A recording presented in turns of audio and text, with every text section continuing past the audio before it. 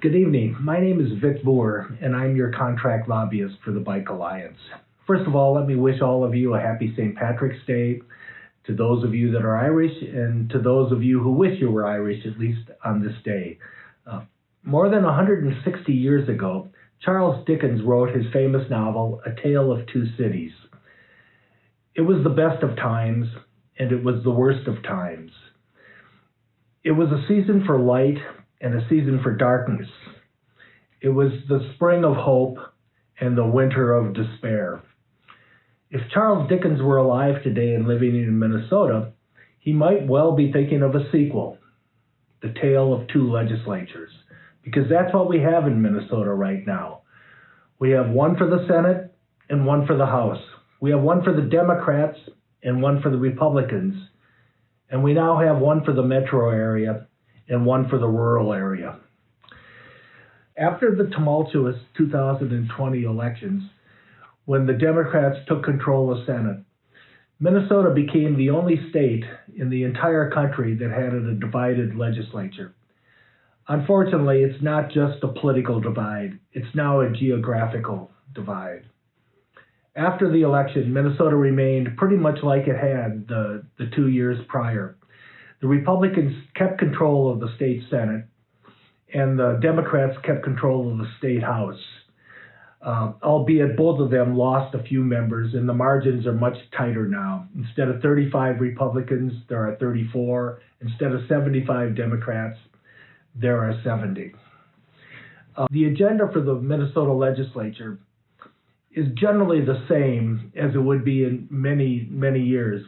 I've been around the Capitol for roughly 48 seasons, and every legislative session takes on a life of its own. But this year, it's going to be particularly different, and there are three reasons why the agenda is going to be different.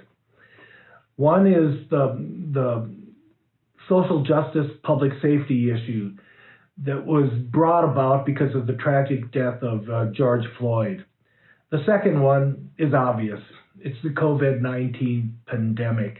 Not only has that changed the way we do business at the Capitol, with a lot of Zoom hearings and distance voting, and day at the Capitol like we're doing here virtually, but it's also changed the agenda.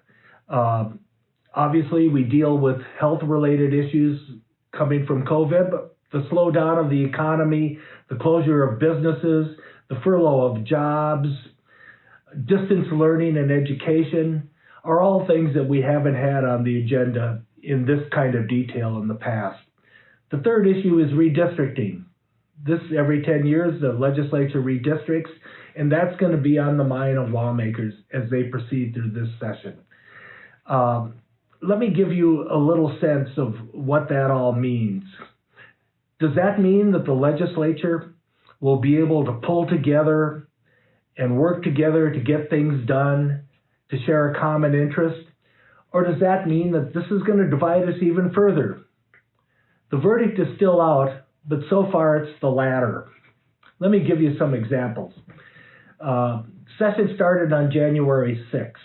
Today is March 17th. We've already had 72 days of the legislative session. There were only 60 days remaining. So far, when I last checked, there have been more than 2,000 bills that have been introduced. Guess how many have passed and been signed into law? 4. 4 bills out of more than 2,000. So the legislature generally starts slow, but this is terribly slow. They're spending all of their time introducing bills, debating issues, and passing bills on the floor that don't have a chance to pass in the other body. So the one thing that they have to do, it's their responsibility, is that they have to have a balanced budget at the end of the year. And the end of the fiscal year is June 30th. If they don't produce and enact a balanced budget, the state will go into a shutdown, and neither side wants that to happen. So the process of balancing a budget has actually already started. We had our last revenue forecast on February 26th. That had some good news to it, and hopefully will help the legislature move along. We now have a projected surplus of $1.6 billion instead of a projected deficit of $1.3 billion, which was the most previous forecast before then in December. Let me put this in some context for you, because the revenue forecast becomes the basis for doing the budget. The spending targets and the tax targets are all set based on what that forecast is. And the forecast has been moving around. Last year at this time, on March 17th, 2020, we had a projected surplus of 1.3. Then just 4 months later, after the pandemic had set in and businesses were closing and furloughs were laying people off, it got projected to be a $4.7 billion deficit in just 4 months. The economy had slowed. The determination was made that revenues will be coming in much slower than previously. Then it got upgraded again in December, but we still had a $1.3 billion deficit. Now, a year later, we're back to almost where we were on March 17th of 2020, $1.6 billion surplus. So what does that mean?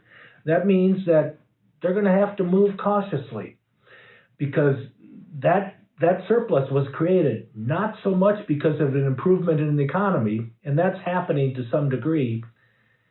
It has improved because of the 3 COVID care bills that were passed at the federal level. Billions of dollars have come in from the federal government to states like Minnesota, and that's what's given us a budget surplus. So they're going to need to be cautious on how they spend that money. They're going to also have to try to use that federal money to supplement their general fund budget. Things like COVID-related activities are eligible expenditures of that federal money.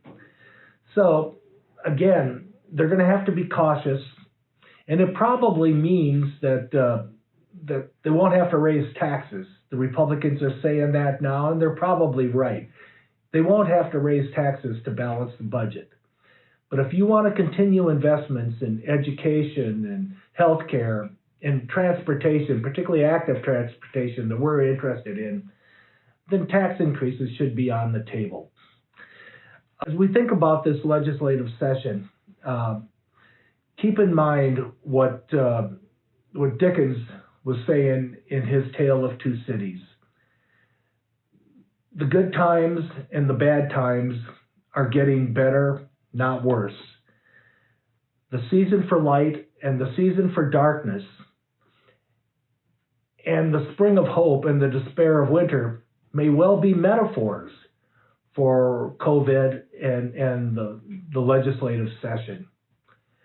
Hopefully, with the increases in COVID cases, the hospitalizations and the deaths that brought upon the despair of winter, hopefully we now are going to see the hope of spring with the vaccines, and hopefully we will see light at the end of the tunnel for the legislature as they grapple with the rest of these issues, COVID included, and try to produce a balanced budget by the end of the year.